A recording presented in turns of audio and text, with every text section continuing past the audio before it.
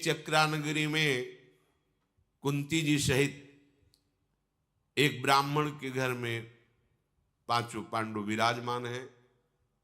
बकासुर का उद्धार भीमसेन के द्वारा हुआ, पूरी नगरी भय से रहित हो गई। इतने में एक ब्राह्मण देवता पधारे,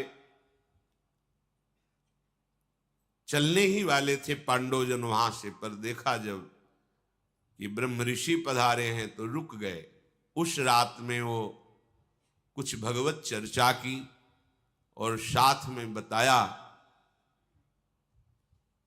महाराज पांचाल नरेश द्रुपद ने याजुपयाज नामक पुरोहित का वर्ण करके ऐसी यज्ञ की जिससे महावीर धृष्टद्युम्न और द्रौपदी जी का प्रादुर्भाव हुआ। धृष्टद्युम्न धनुष बाण तुणीर सहित कवच सहित यज्ञ कुंड से प्रकट हुए।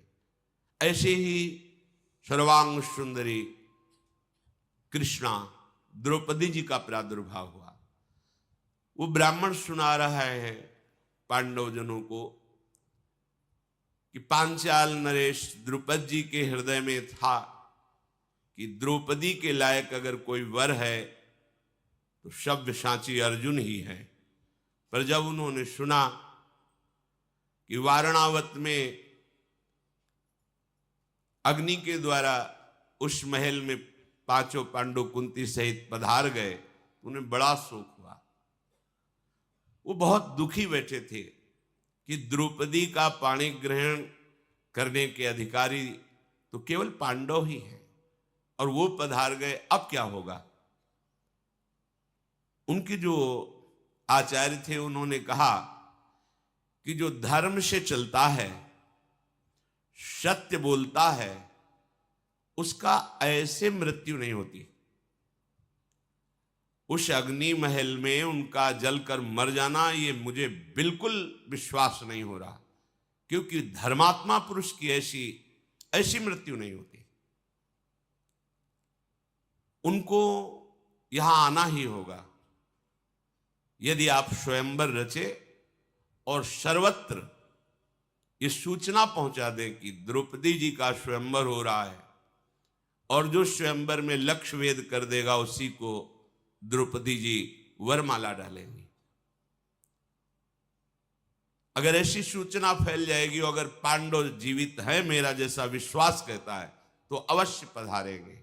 वो ब्राह्मण पांडवों को ही कथा सुना रहा है। प्रातः काल हुआ, ब्राह्मण अपने मार्ग को गया तो कुंती जी ने जिस ब्राह्मण के घर में टिकी हुई थी उनसे अनुमति ली और अपने पांचों पुत्रों के साथ यात्रा प्रारंभ की। युधिष्ठिर आदि का मन जब द्रौपदी के स्वयंवर की बात सुनी, भगवत प्रेरणा से आकर्षित हो गया। कुंती जी से कहा कि मुझे विश्वास है कि स्वयंवर में अर्जुन ही लक्ष्य वेद करेंगे, द्रौपदी हमको ही प्राप्त होंगी, इसलिए हमें उत्साह हो रहा है, अब हम सीधे वहीं चलेंगे। सत्यवादी युधिष्ठिर का वचन कभी विनोद में भी मिथ्या नहीं हुआ। पुत्रों का मन देखकर कुंती जी बोली, हां तुम्हारी राय है तो हम सुखपूर्वक पांचाल देश की यात्रा करते हैं। हमने भी कभी नहीं देखा कैसा है पांचाल देश, पर सुना है बड़ा रमणीय है, चलते हैं। युधिष्ठिर ने कहा, मां आप हमारे वचनों पर विचार भी किया करें, अगर ठीक समझे तो हां बोला करें, क्योंकि हमारे हृदय में जो बात आती है मैं आपसे और आप अक्षरशः मान लेती हैं। कुंती ने कहा कि मुझे पूर्ण विश्वास है तुम्हारे हृदय में धर्म वास करता है। जिसके हृदय में धर्म वास करता है उसकी कोई भी सलाह, कोई भी बात दुखदाई या पाप युक्त नहीं होती है, इसलिए मैं हां कह देती हूं। धर्मात्मा पुरुष के वचनों पर विचार करने की आवश्यकता नहीं होती, बिना ही विचार करी शुभ जानी। इसलिए हम संत सदगुरुदेव के वचनों को यथावत जैसा बोले वैसा ही स्वीकार करते हैं, अपने मन का कोई भी विचार उस पर थोपते नहीं है। युधिष्ठिर जी, भीमसेन, अर्जुन जी, नकुल, सहदेव, कुंती जी के साथ जीव ही वहां से आगे बढ़े कि भगवान व्यास देव जी प्रकट हो गए। पांडवों ने आगे बढ़कर के प्रणाम किया भगवान व्यास देव जी को। कुंती जी ने भी हाथ जोड़कर अभिवादन किया। भगवान व्यास देव जी ने कहा कि पहले की मैं एक तुम्हें घटना सुनाता हूं। एक तपोवन में ऋषि परिवार रहता था। उनके माता पिता अंतर्ध्यान हो गए तो कन्या ही बची, और वो बहुत सुंदर रूपवती थी। उसने अपने पति को प्राप्त करने के लिए कि मेरा पति इस विश्व में कौन होगा ये मुझे पता नहीं, पर मैं कहां खोजूं, इसलिए देवाधिदेव भगवान शंकर की उसने आराधना की। भारी तपस्या के द्वारा भगवान शंकर को प्रसन्न कर लिया। जब भगवान शंकर प्रकट हुए तो उसने बार बार यही कहा, मुझे पति चाहिए, मुझे अनुकूल पति चाहिए, मुझे महाबली पति चाहिए, मुझे धर्मात्मा पति चाहिए, मुझे सत्यवान पति। 5 बार भगवान शंकर ने कहा तथास्तु, ऐसा ही हो।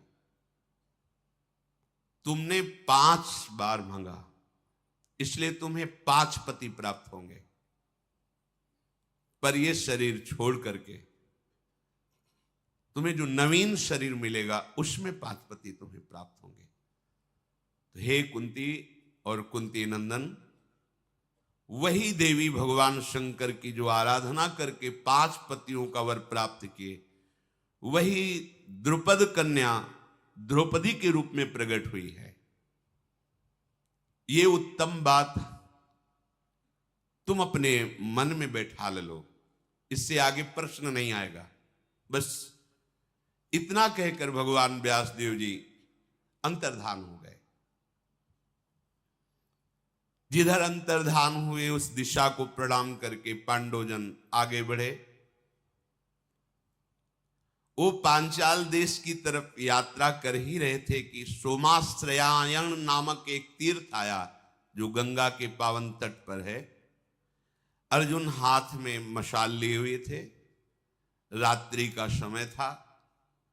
जीव ही आगे बढ़े तो वहां गंधर्वराज अंगारपर्ण, जिसे चित्ररथ कहते हैं, वो अपनी अप्सराओं के साथ विहार कर रहा था।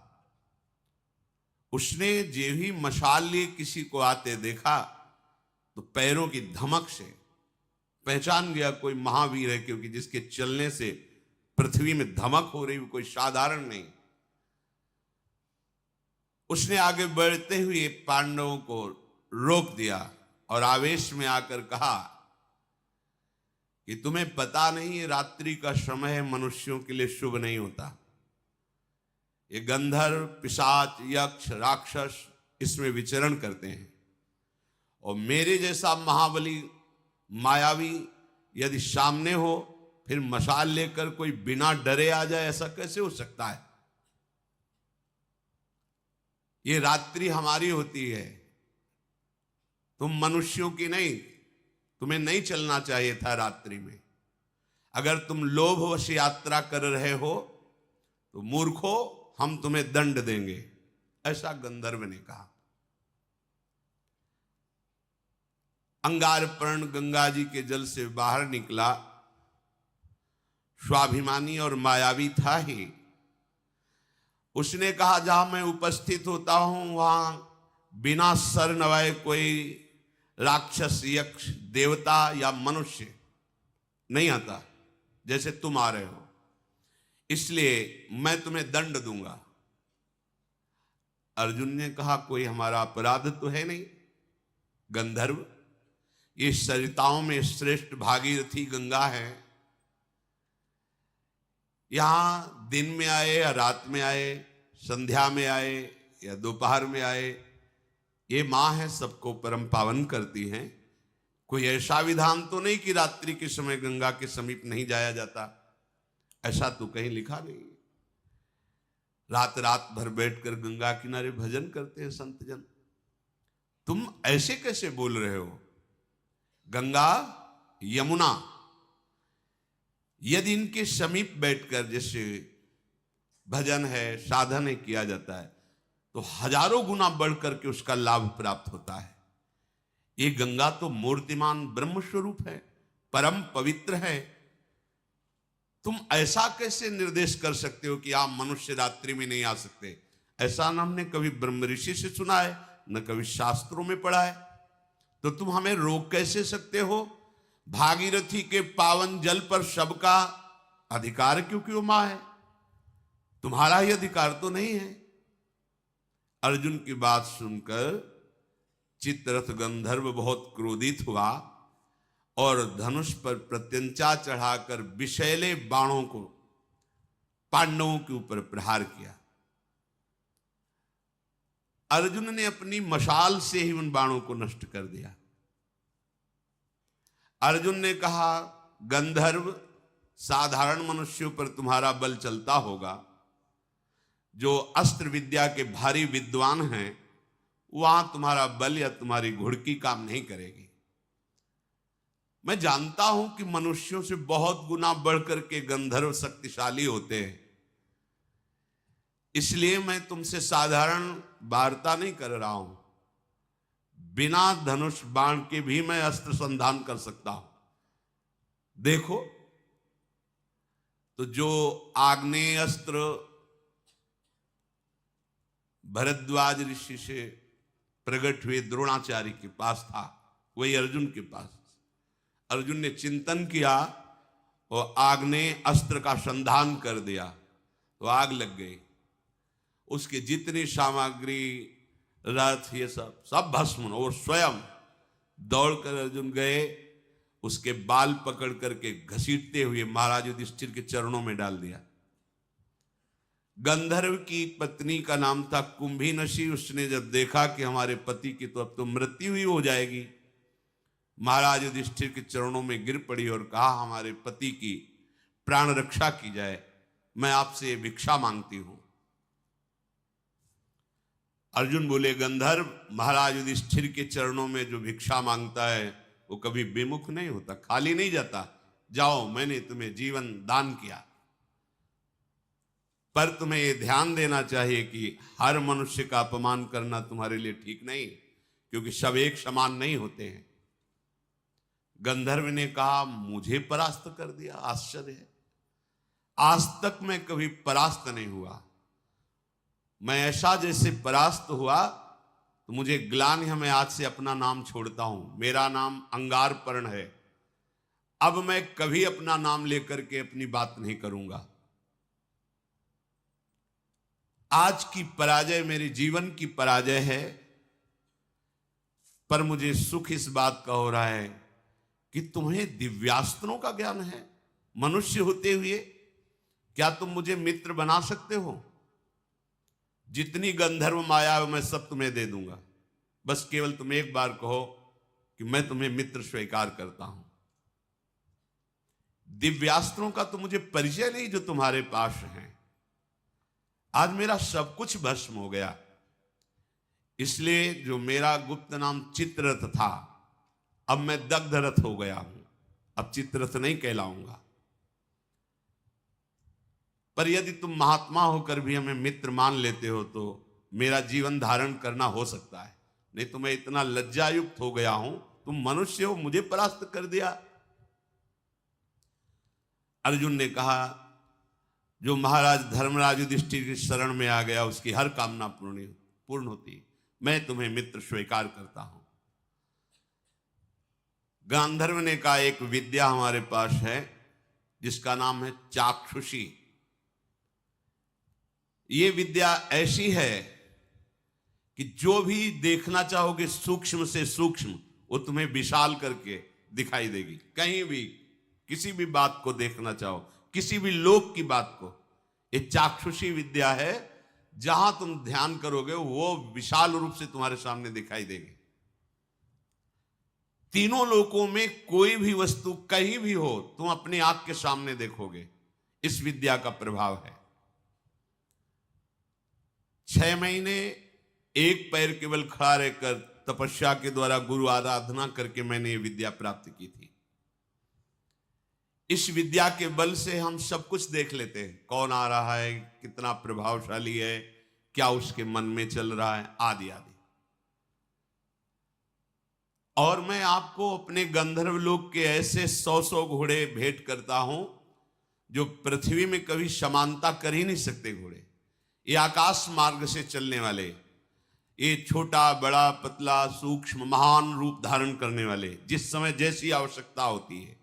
ये जल में भी थल की तरह चलते हैं, वायु में भी चलते हैं, आकाशगामी भी हैं। जिस समय जैसी आवश्यकता हो वैसी गति धारण कर लेते हैं। अर्जुन ने कहा मैं किसी का दान स्वीकार नहीं करता। तुम बड़ी प्रसन्नता प्रकट करके जो कह रहे हो मैं दान स्वीकार नहीं करता, मैं वीर हूं, जबरदस्ती छीनता हूं क्षत्रिय धर्म के अनुसार, ये तुम्हारा दान धर्म हम स्वीकार नहीं करते। गंधर्व ने कहा दान धर्म नहीं, तुमने जीवन दान दिया है, हमें दान दिया है जीवन दान, अब जो कुछ भी हमारा है वो सब कुछ आपका है, आप स्वीकार कीजिए। यदि आपको ऐसा लगता है कि ये दान है तो आपसे एक प्रार्थना है, जिस अस्त्र का संधान करके आपने मुझे तापित किया उस आग्नेय अस्त्र की मुझे शिक्षा दे दीजिए, बराबर हो जाएगा। हम पूरी गंधर्व विद्या, चाक्षुषी विद्या और ऐसे दिव्य घोड़े आपको दे रहे हैं, आप आग्नेय अस्त्र की शिक्षा मुझे दे दीजिए। अर्जुन ने कहा तो ठीक है, ये सब अपने पास रखो, जब आवश्यकता होगी तब हम ले लेंगे, आग्नेयास्त्र की शिक्षा मैं तुम्हें देता हूं। गंधर्व बोला कि आपको एक बात मैं अपनी तरफ से बताऊं, मैं जानता था कि आप कौन हैं, पर आप मुझसे जीत नहीं सकते थे, मेरी कमी थी इसलिए जीत गए। अगर तुम्हारी कमी ना होती तो मैं तुम पर आक्रमण भी नहीं कर सकता था। तो अर्जुन ने कहा मेरी कमी क्या थी? बोले तुम तपस्वी वेश में और बिना गुरु के चल रहे हो, इसलिए मैंने आक्रमण कर दिया। तुम्हें पता होना चाहिए कि जिस वेश में तुम चल रहे हो, यक्ष राक्षसी गंधर्व पिशाची दानवी ये माया आक्रमण करती हैं, बैरागी तपस्वी, और यदि वो गुरु को आगे करके चलते हैं तो ये मायावी जन उनके ऊपर माया का प्रयोग ही नहीं कर सकते। और तुम्हारे सामने कोई गुरु नहीं है और तुम्हारा वेश तपस्वी का है, इसलिए तुम्हें ये दोष पाकर के हमने आक्रमण किया। हम लोगों का बल बहुत बड़ा चढ़ा होता है, पर जो गुरु के बल से होता है उसके ऊपर हमारा कोई बल काम नहीं करता है। इसीलिए सेवक जी ने कहा है, राधा वल्लभ भजत भज भली भली सब होए, जीते विनायक शुभ अशुभ विघ्न करे नहीं कोई, विघ्न करे नहीं कोई, डरे कलिकाल कष्ट भय, हरे सकल संताप हरसि हरिनाम जपत जय।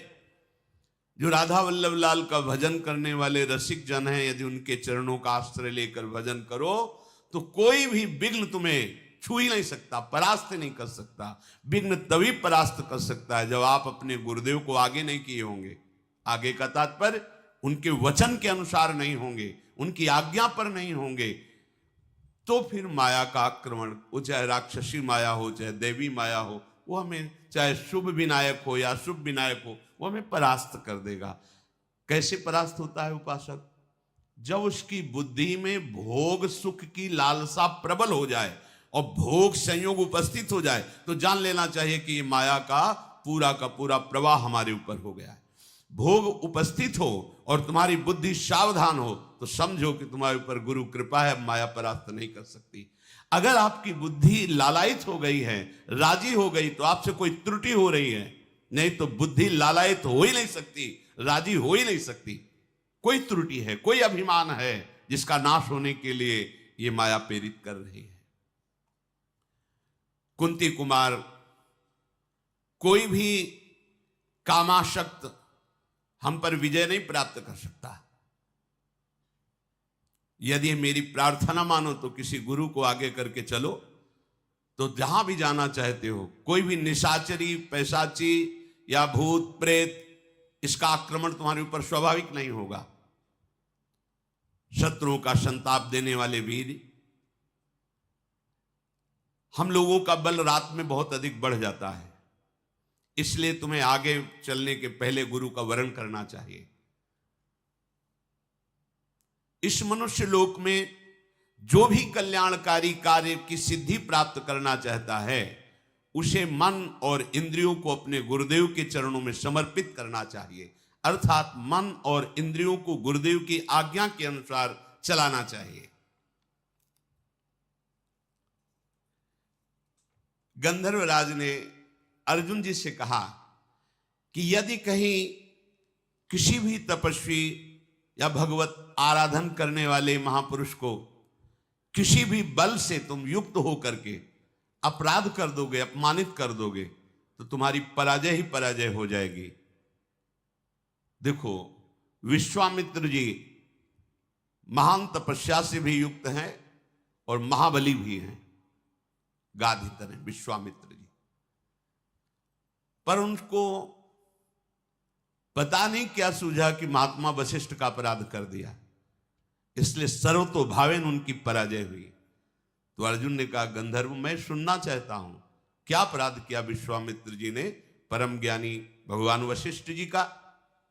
तो उनका वशिष्ठ जी महाराज ब्रह्मा जी के मन से प्रकट हुए हैं और उनकी पत्नी का नाम अरुंधति है। उन्होंने काम और क्रोध को सदा सदा के लिए जीत लिया है। वशिष्ठ जी ने, वो अपने मन और इंद्रियों को अधीन रखते हैं, इसलिए उनको वशिष्ठ कहा गया है। मन और इंद्रियाधीन, काम क्रोध विजयी हैं। विश्वामित्र भी भारी तपस्या से युक्त है, पर कहीं ना कहीं तप का एक अहम बना रहता है, वो वशिष्ठ जी में नहीं है। ये राजा होते हुए भी महान तपस्वी विश्वामित्र जी। विश्वामित्र जी एक बार अपनी सेना के सहित उस वन से निकल रहे थे जहां वशिष्ठ जी विराजमान थे। तो उनको पता चला कि यहां महात्मा वशिष्ठ विराजमान हैं। तो गाधी तनय विश्वामित्र जी वहां वशिष्ठ जी के समीप गए और जाकर कहा, कुशिक वंश में मैं प्रकट हुआ हूं, मेरा नाम विश्वामित्र है और मैं कुछ क्षण आपके आश्रम में विश्राम करना चाहता हूं। वशिष्ठ जी ने कहा, राजा भगवान का स्वरूप होता है। अर्घपाद्या देखकर उनका सम्मान किया विश्वामित्र जी का और कहा, आप विश्राम कीजिए, ये आश्रम आपका ही है, ऐसा समझिए। महात्मा वशिष्ठ जी ने सोचा, बहुत बड़ी समाज आई हुई, सेना थी पूरी। एक गाय थी जिसका नाम नंदिनी था, जो इच्छा करो तत्काल वो प्रकट कर देती थी। अन्न, फल, मूल, दुग्ध, षडरस भोजन अमृत के समान, जितने भी खाने पीने की वस्तुएं, यहां तक कि स्वादिष्ट चटनी आदि तक सब नंदिनी ने प्रकट कर दिया। एक दो के लिए नहीं, पूरे सैनिक हैं और सबके लिए नवीन वस्त्र, बहुमूल्य आभूषण उस गाय ने प्रकट कर दिए और विश्वामित्र की सेवा के लिए सेवक भी प्रकट कर दिए नंदिनी ने। ऐसी उच्च कोटि की सेवा। विश्वामित्र जी ने आपस में बात किया कि ऐसा तो हम भी नहीं कर सकते, राजा होते हुए ऐसी सेवा नहीं कर सकते जैसे महात्मा कर रहे हैं। सबको नवीन वस्त्र, आभूषण और सुंदर भोग सामग्री और सुंदर सजे हुए सेवक, ये सब इन महात्मा के पास कैसे है? तो गुप्तचर ने बताया कि महात्मा का चमत्कार नहीं, ये गाय का चमत्कार है। नंदिनी नाम की गाय, वो ऐसा। विश्वामित्र जी ने कहा, बाबा के पास ऐसी गाय थोड़ी होनी चाहिए, ये तो हमारे पास होनी चाहिए।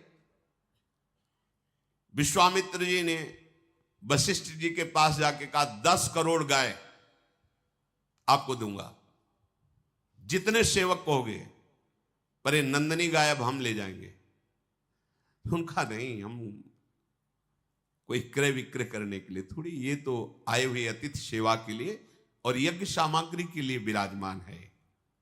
विश्वामित्र बोले, मैं क्षत्रिय धर्म से प्रेरित हूं, मुझे मांगना नहीं आता, तुम्हें प्रार्थना कर रहे हैं, मान लो। तुम तपस्वी ब्राह्मण हो, मैं तुम्हारा अपमान नहीं करना चाहता, सीधे गाय दे दो, यह है क्षत्रिय धर्म। मुझे पता है कि तुम शांत हो, जितात्मा हो, पर तुम हमारे बल को झेल नहीं सकते हो। वशिष्ठ जी से कहा, मैं महापराक्रमी दिव्यास्त्र का ज्ञाता हूं और राजा हूं, इसलिए आदेश करता हूं, ये गाय दे दो।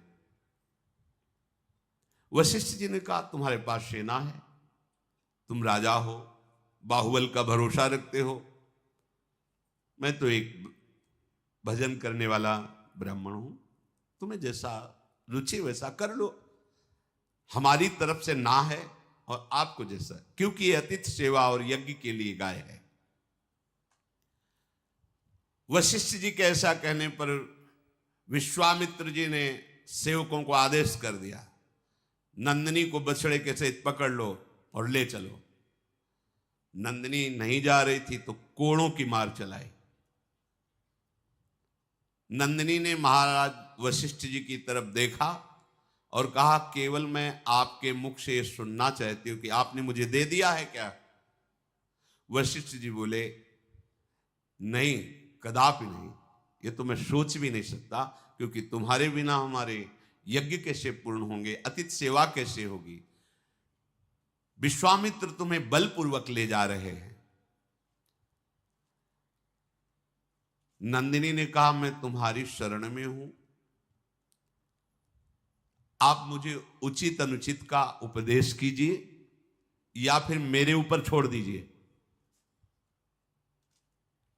ये विश्वामित्र के निर्दयी स्वभाव वाले हमें कोड़ों से पीट रहे हैं, मेरा कोई अपराध नहीं है और मैं सर्व सामर्थ्यशालिनी हूं, फिर भी पीट रही हूं केवल आपकी आज्ञा के लिए। केवल आप बता दीजिए कि मैं जो चाहूं करूं। वशिष्ठ जी ने नंदिनी से कहा कि तुम अपनी रक्षा करने में समर्थ हो, पर मैं आदेश भी नहीं करूंगा, क्योंकि हमारा स्वभाव क्षमा में है, किसी को दंड दो ऐसा मैं आदेश, पर तुम समर्थ हो अपनी रक्षा करने के लिए और मैंने तुम्हारा त्याग नहीं किया है। बस इतना सुनते ही क्रोध से फुंकार करने लगी नंदिनी और विश्वामित्र जी की सेना को अपने बल से खदेड़ने लगे। अब लाखों की सेना थी, चारों तरफ से घेर लिया नंदिनी को, उनके पास अस्त्र शस्त्र सब है। नंदिनी जी ने अपनी पूंछ को घुमाया तो अंगार वर्षा होने लगी, थनों से द्रविड़ वीरों का जन्म हुआ, योनि देश से यवनों का जन्म हुआ, म्लेच्छों का, गोबर से सबरों का जन्म हुआ। ऐसे प्रचंड बलवान क्रोधी स्वभाव वाले ये सब दौड़ पड़े विश्वामित्र जी की सेना। जितनी सेना थी, एक एक सैनिक को 10-10 वीरों ने घेर लिया और ये सब नंदिनी जी से प्रकट हुए हैं। देर नहीं लगी, मारा किसी को नहीं, सबको बंदी बना लिया। विश्वामित्र जी देखे कि एक सैनिक को 10 सैनिकों ने बंदी बना रखा है। विश्वामित्र का एक सैनिक और नंदिनी के 10 सैनिक, प्राण किसी के नहीं लिए। बहुत गुस्सा है कि महात्मा इतना बढ़ा चढ़ा है, इसकी गाय में इतनी सामर्थ्य, अब तुम नहीं बच सकते। विश्वामित्र जी ने वशिष्ठ जी से कहा, अब तुम नहीं बच सकते, तुम्हारे अंदर क्षमा होगी लेकिन मेरे अंदर नहीं। वशिष्ठ जी शांत भाव से खड़े हैं। 3 योजन तक पीट पीट करके विश्वामित्र जी की सेना को बाहर खदेड़ करके वहां बंदी बना ली। 3 योजन तक पिटाई की। वशिष्ठ जी बोले, महाराज गाधिनंदन, तुम परास्त हो चुके हो, जाओ, ये नंदिनी का परिकर वापस हो जाएगा, तुम जाओ। विश्वामित्र जी ने कहा, तुमने मुझे साधारण राजा समझ रखा है। एक बांस की छड़ी लिए हुए वशिष्ठ जी खड़े थे। विश्वामित्र ने तत्काल आंख बंद की और आग्नेय अस्त्र का संधान किया वशिष्ठ जी पर। बस वशिष्ठ जी ऐसे बांस की छड़ी ऐसे कर देते, आग्नेय अस्त्र शांत। वरुणास्त्र, इंद्रास्त्र, याम्यास्त्र, वायुवास्त्र, सब अस्त्रों का प्रयोग कर लिया। बस वो एक छड़ी लेकर ऐसे कर देते, उनके अस्त्र बेकार हो जाते। सारे अस्त्र, दिव्यास्त्र सब निष्फल। विश्वामित्र जी ने कहा, विश्वामित्र छत्र भावान निर्विण्णो वाक्यमब्रवीत दिग्बलम क्षत्रि बलम ब्रह्म तेजो बलम बलम। धिक्कार है हमारे बल को।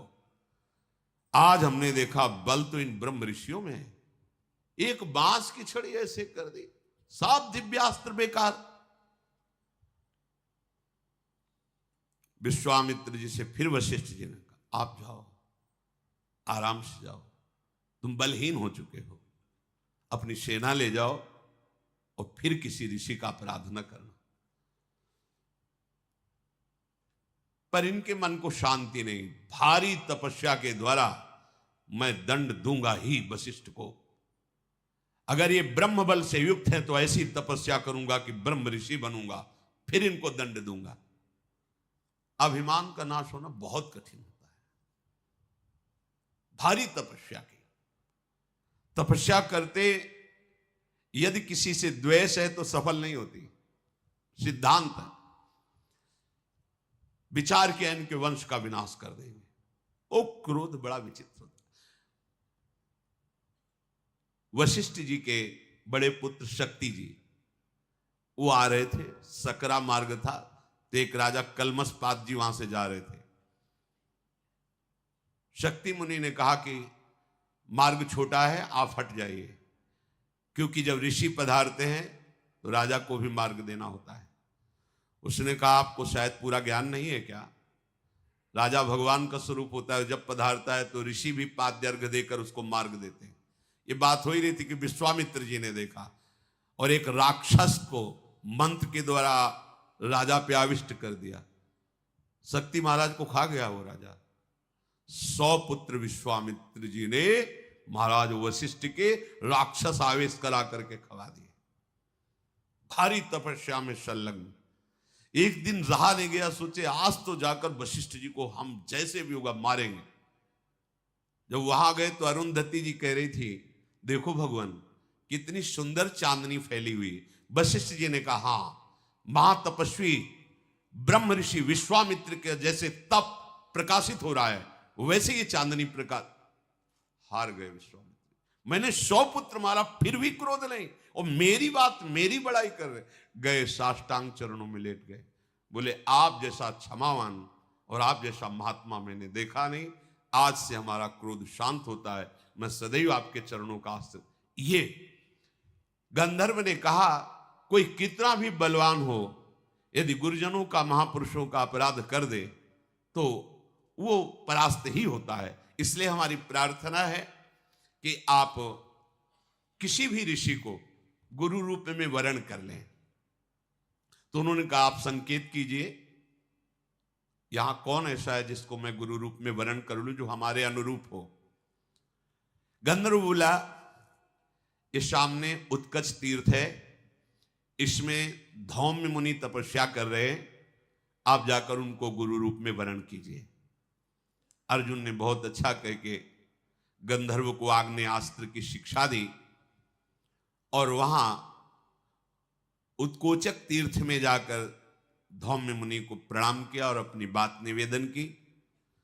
तो उन्होंने कहा, मैं तो तुम्हारा इंतजार ही कर रहा था, मुझे पता था तुम आओगे और मुझे गुरु रूप में वरण करोगे। मेरा सौभाग्य है कि तुम पांडवों का मैं, कोई शिष्य ऐसे होते हैं जिनको देखकर गुरु को भी इस बात की शीतलता होती कि हमें सौभाग्य है जो आज्ञा पालन करने वाला शिष्य प्राप्त हुआ है। अब उनको गुरु रूप में स्वीकार करके आगे बढ़े। जैसे आगे चलते जाते तो मंत्रों के उच्चारण द्वारा जल छिड़कते जाते। कोई भी विघ्न, कोई भी बाधा पांडवों को स्पर्श न कर सके। नरश्रेष्ठ पांचों भाई पांडव द्रौपदी के लिए पांचाल देश में प्रवेश किया।